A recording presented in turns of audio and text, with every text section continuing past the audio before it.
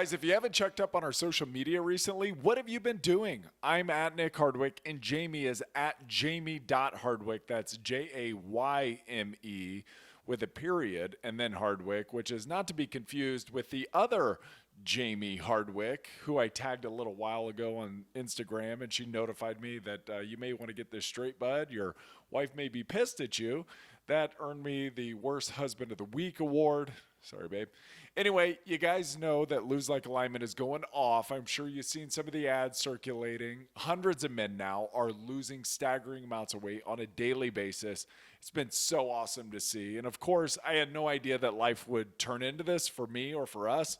I just had to get the information out of my head, share it with others, see if it could help people reclaim their lives. And lo and behold, it has. And I am just really grateful to be a part of this amazing team.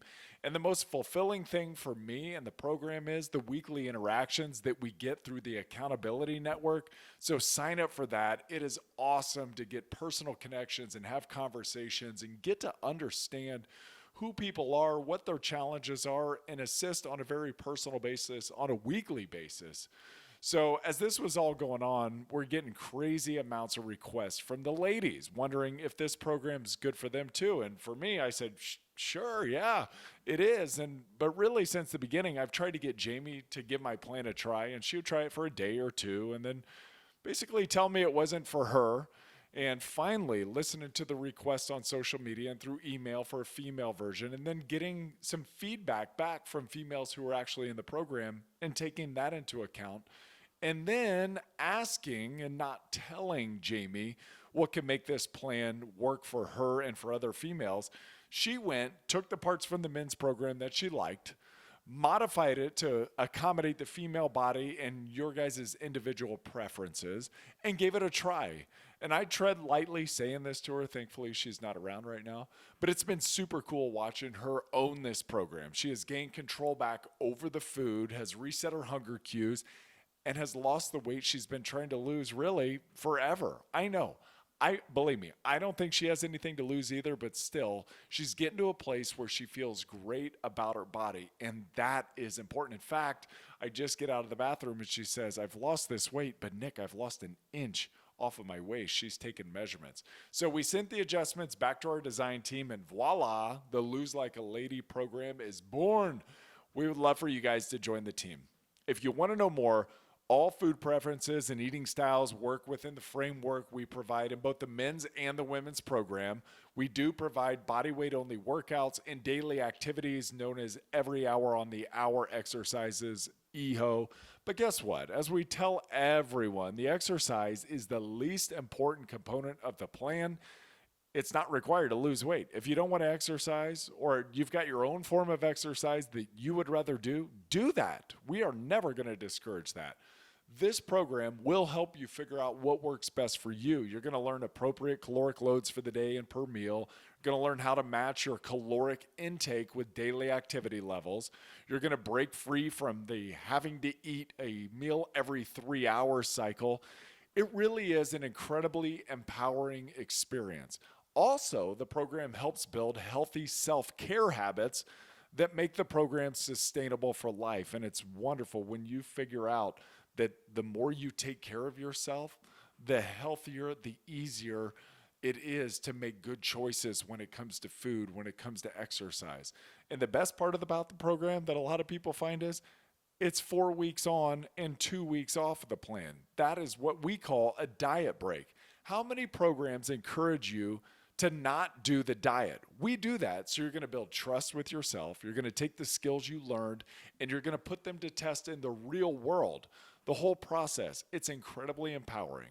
When you reclaim your health, you really do reclaim your life. Join our teams. Sign up at hardwick.life. It's like hardwick.com, but hardwick.life, and use the code podcast20 for 20% off the order. And by the way, you can use that code forever on anything site-wide forever. And we want you to know that we're here for you. You can email me directly at nick@nickhardwick.com. I do. I get back to everybody. Try it. Try me. I'll get back to you. Anything you have. Show recommendations, any questions, any support, any criticism. We're here for that. throw everything my way. You need help modifying this program to suit your particular needs? All you got to do is ask. We've helped hundreds of people make this program work in their lives, and you can too. All right, guys, back to the show. Check it out, Hardwick.life, podcast 20 for 20% off, and we hope to see you on the network soon. Love you guys. Thank you. All right. Let's get to know our guy, our director of nutrition. How about that title? Casey Thomas, RD, which if you guys out there don't know, RD means registered dietitian, which requires how much school, Casey? How much additional on top of regular schooling as an RD? So you got to become a master's level person. You need a master's degree. So you get Gotcha. 2 extra years of schooling, and then you actually have to go in and do an extra 1,200 rotation hours in a bunch of different areas so that we get that hands-on experience. And then you have to sit for an examination and pass that exam. And then finally you're a registered dietitian. But similar to other health professionals, they will make us do continuing education. So every 5 years we have to resubmit and prove that we still know our stuff. Very different from just a nutritionist. No kidding. Yeah, exactly. Explain that difference, because anybody, like, I could claim to be a nutritionist, but I'm not a registered dietitian, and I certainly didn't go and do a 1,200 hours logged at a hospital or wherever that was. I mean, that's an additional half year of work. This is crazy. While you're studying for the exam. Oh yeah. Yeah.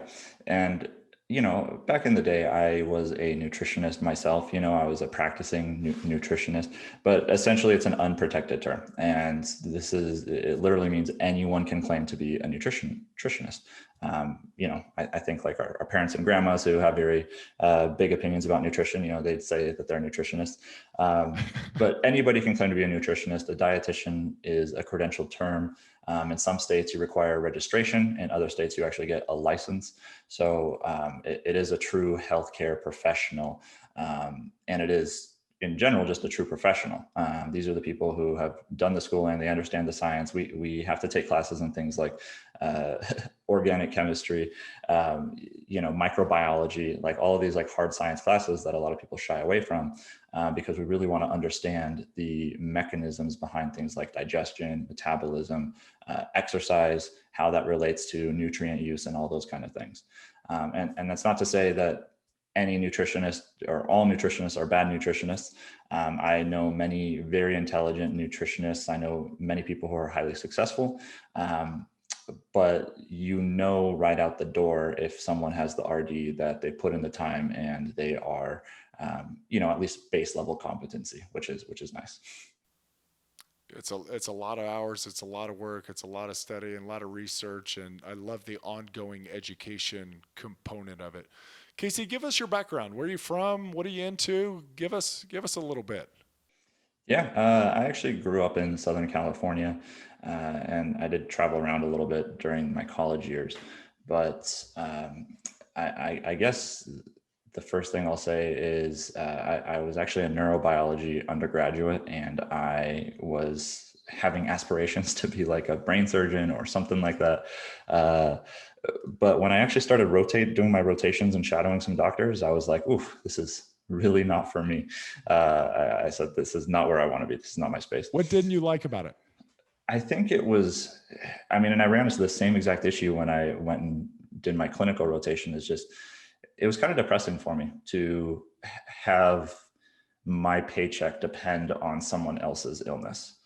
And it was like, there were a lot of really sad cases that I would take home with me. I was actually getting like depressed about it. I was like shadowing. I was like, man, this is just dark. Like, the doctors kind of talk, callously about patients dying and things like that. They're just like, oh yeah, we lost another one today. It's like, that's sad to me. Like I watched their family like cry around this guy that just passed away, like that kind of hurt me. And so a lot of these conditions that you see in the hospital, though, they're preventable because they're chronic conditions that could have been prevented if someone had followed a generally healthier lifestyle earlier in life. And I think that if I'm hoping for people to get sick for me to get paid, that's kind of a bad, sticky situation for me, right? Like if everybody's healthy, I want that. I want everybody to be healthy. But then it's like, it just puts me in this weird moral dilemma. And so I like working with more healthy people, at least on that side of the spectrum, and just helping them get better or improve themselves in some way. The really, really deep clinical stuff, that was just something that I didn't think was for me. Yeah.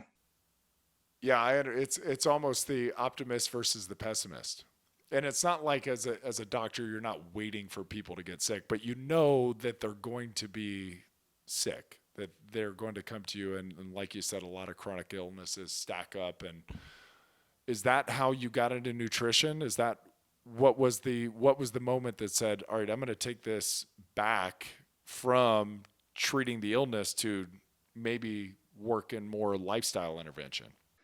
Sure. And so that was one of the things that really made me start entering into the nutrition thing. Was I was seeing these doctors, I was seeing these people who had preventable diseases that could be fixed largely through nutrition. And nutrition was always something that had fascinated me, I'll say. I mean, I love research in general, like scientific research, and I love experimenting on myself. And the one thing about nutrition that always fascinated me was that it has a very low barrier to entry.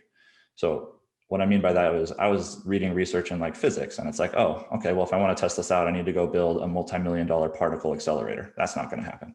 I'd read about astronomy. It's like, oh, well, I just need access to the Hubble telescope for a little bit. That's not going to happen anytime soon. Like you're reading about all these different scientific fields, and you're like, this stuff is interesting. And then if I want to go home and do that, I don't have the budget to, spend billions of dollars to build out, SpaceX or whatever.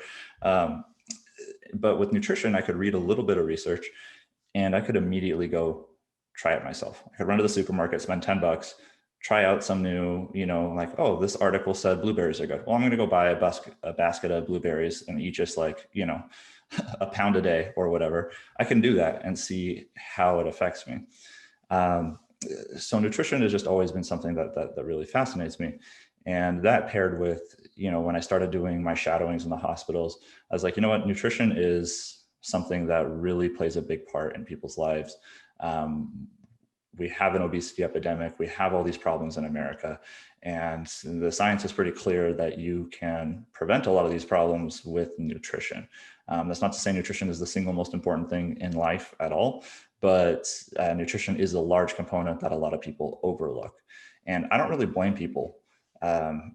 Getting a little bit into it, like I don't blame people, because there's teams of PhDs who are smarter than me, and they're working for these big businesses, and they're creating like a true formula for these foods to get consumers hooked on them. Whether that's like the right ratio of carbs or sugar or fat or salt, like they will literally science the hell out of it to get you hooked.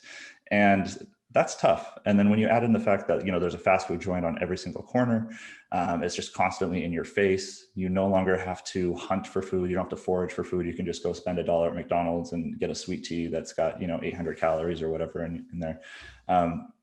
It doesn't surprise me that people have issues. Okay. I don't blame anyone. But one thing that I do have problems with is when people will, probably going off on a little bit of a tangent here, but no, I appreciate it. I'm into this. Whenever people notice that they have a problem, but then they don't do anything to correct the situation, that's where I run into issues with people. It's okay to be ignorant, but once you know that you're ignorant, then you should be working to correct the situation. And if you're not working forward, if you're not taking steps, then you cease having the right to complain about it. You can't complain about being, if you know that you're eating 10 pounds of, fried chicken every day, and you're like, that's my big problem, and I hate that, I do this. Well, you should do something about that, and you should take steps to try to reduce that.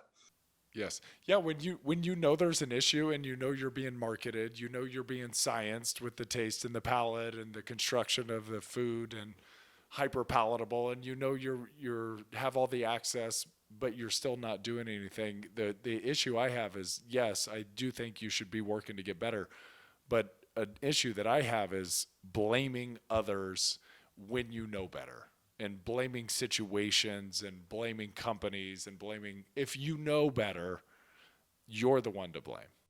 Right. Yeah, and I think just owning up and taking responsibility is really important. And like I said, it's totally fine to be ignorant, and it's totally like most of America is completely ignorant about nutrition, what good nutrition is, and there's so much misinformation in the media that it's hard to trust and hard to know what's legitimate and what's not. And that's That's fine. it. That's fine. Like I have no problem with you if you're like, hey, I recognize like, but you should now say, okay, well, let me go to a true nutrition professional. Let's speak with a registered dietitian, or let's speak with, a true strength coach for exercise help, or whatever it is, Mhm. right? Speak to the real professional, take the steps you need to start improving yourself. And it's as simple as that. Um, I don't know if I I answered love it. your background question. I I love it. No, I love it because we got off on a little side tangent. That was awesome. Um, Give me a little bit like what were you like as a kid? What were you into? What sports did you play? Did you play sports through high school or no? Or and where'd you go to college? Yeah. So I grew up, I played all sorts of sports. I think I started out playing soccer and baseball the most. And then in middle school, I dabbled a little bit in football. And then high school, I pretty much did every single sport. I love sprints. I'm really bad at endurance activities. That was probably the only thing that I was good at that I could, somewhat compete. Um, I even did a stint of badminton one year. They immediately threw me into the varsity team because the net is like up to here. I'm 6'5", so like the net is like here on me, and so like I could just spike it down. Um, Are so that you was 6'5"? yeah, I'm 6'5". Uh, Awesome. so that was fun for me to everybody who was playing at the time, very short, and I could just spike it, so I had an unfair advantage. So they threw me on varsity immediately. I did it for one year. That was fun, but I was never good enough to, I couldn't make it in college. Like had no aspirations. I knew my talent level like was not very high, but I do love being physically active. So despite the fact that I might not be very skilled, I had some friends who played at the collegiate level. I don't have any personal friends, that I grew up with who went on to the professional level, but I do have some who played at the collegiate level. Sometimes we do like pickup games over the weekend for, whether it's basketball or whatever. They destroy me. I was never good enough, which is fine. It's more about having a good time and just That's right. enjoying, the company and the activity. Yep. But probably my favorite physical activity things that I do. I used to rock climb a lot with my mom, actually. Uh, I have the same Cool. birthday as her, and we used to go rock climbing on our birthdays, which was a fun little thing. Um, I love hiking, and recently I really have been getting into, well, before COVID, the obstacle course races, like Oh the yeah. Spartan race or the Tough Mudder, like those kind of things. Those are Uh, great. so that's fun. When I was working with UCLA, the strength coaches had a tradition where every Memorial Day they would do a barbecue plus a Murph, which Oh yeah. is a That's coming workout. up. Yeah, which I'm is in a doing couple that in days. Florida on Monday. Are you doing the Murph? Yeah. Okay, all right. So your time is probably like way better than my time, and we Oh, I had can't some. run, dude. No. We had a strength coach. I can't remember who. Like he did it in literally like 20 something minutes, and I was just like, you could do it like 3 times in the time it takes me to do it. Wow. um, so yeah, I mean these guys were very fit, and I'm like, dude, I'm the nutrition guy. Like you can't expect me to keep up with these strength coaches. Like I don't live in obviously, the weight room. I'm in the room next to the weight room. yeah, exactly. So no, I used to love hanging out with the strength coaches, and I do workouts with them. They'd crush me. But I mean, I still say very physically active, and I love doing that kind of stuff. Growing up, that's been fun for me. Is just I love being outdoors. When I was a kid, it was come home from school, and then my parents would say, okay, if you finish your homework, you're allowed to go outside and play. And that was what I did. So then I went outside, we'd bike, we'd rollerblade, we'd skateboard, we'd play sports, we'd climb trees, just in general, that was what I did. And the only rule was be home before dark. So, I would rush to finish my homework so that way I'd be allowed to go outside and hang out with the boys, around the corner. That's great. But yeah, so that was me growing up. Do you lift now? So just bought a new house, and we don't have any equipment yet, but I just bought a squat rack and I'm going to be putting it in the garage, and I'm hoping to get that situated in the next month or so. So in the last like 2 months, I haven't really had access to a whole lot as far as lifting equipment. Um, Mainly I was doing just body weight exercises and things like that, where, I do push up, pull up squats, like body weight squats. I have, a weight vest, and, I'd run around and do that kind of stuff. But with COVID, I didn't get a chance to go to the gym very much. I might've been able to sneak into a facility here and there, but I didn't get to lift too much there. So my lifting experience right now has regressed because I haven't done any serious lifting for probably like almost 2 years now because of COVID. But I'm hoping that it's going to change and I'm going to get back into it in the next couple of weeks or so. I've already ordered the stuff, so it's coming. But as you know, you can stay in pretty daggone impressive shape without even lifting weights if you just handle your nutrition. I know a guy, if you want to talk to him, that could get you dialed in for nutrition. No.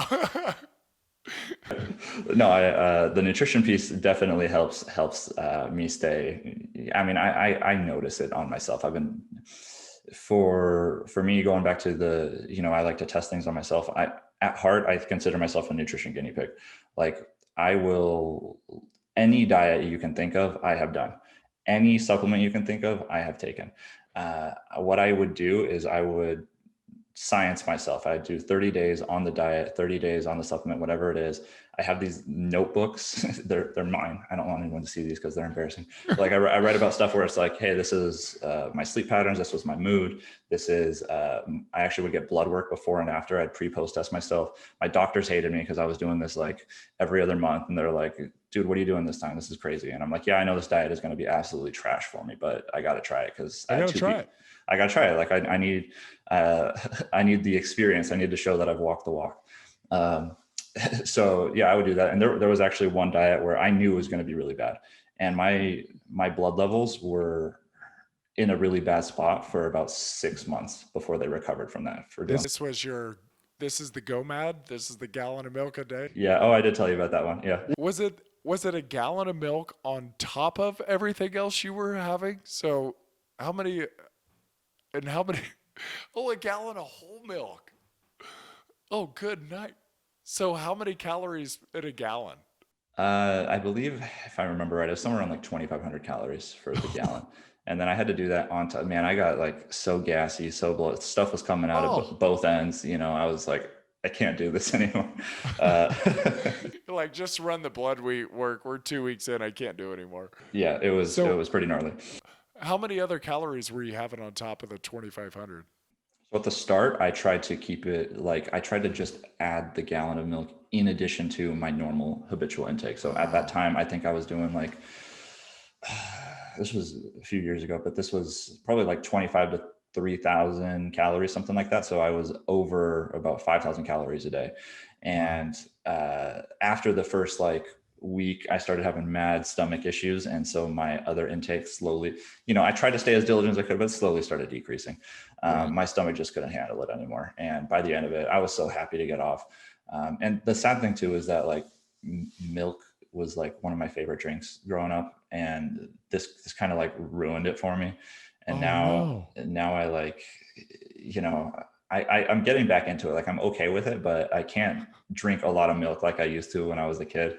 That was like literally my favorite thing. Like, I used to love having a glass of milk with just like, dinner. Ice cold milk. Yeah. So good. And yeah, that turned me off of it for a good time. I'm only just now starting to get back into it. And I had to like ease my way in with like other kinds of milk.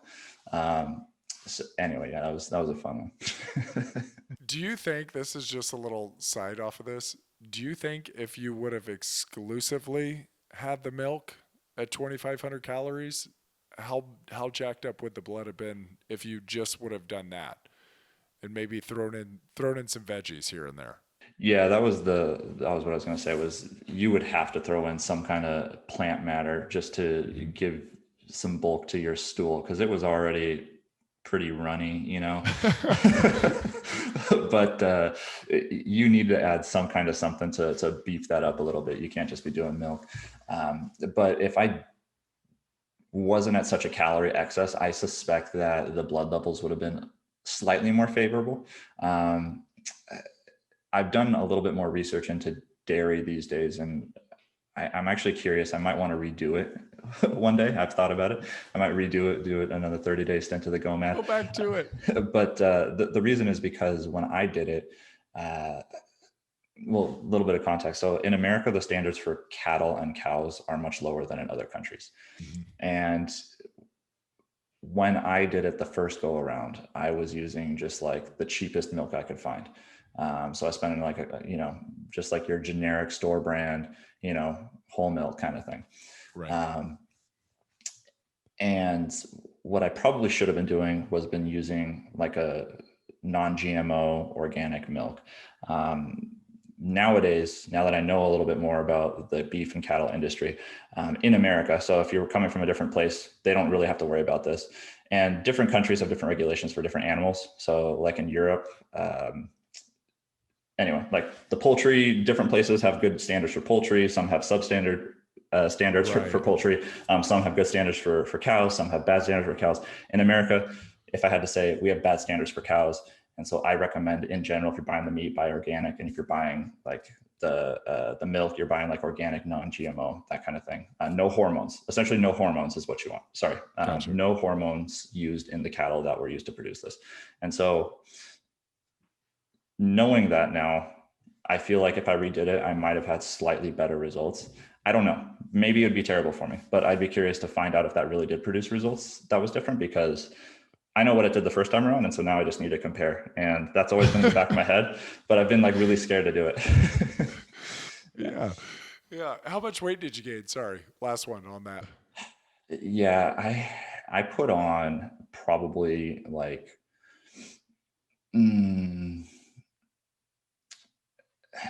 probably like 15 pounds. I was going to say. It was quite a bit.